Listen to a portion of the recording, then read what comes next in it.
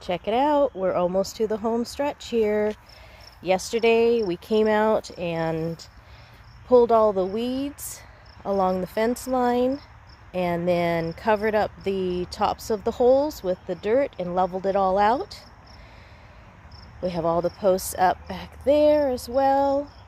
And what we have left are these last 7 posts that go along this stretch here between our property and our neighbor and behind our shed. But these holes are all dug. We have them ready to go. And we've been doing a lot of this after Cliff gets home from work. So after dinner we come out and we work on the fence. We're going to get these last 7 up today. And then we have a storm coming. After the storm we'll get the fence panels up. So stay tuned.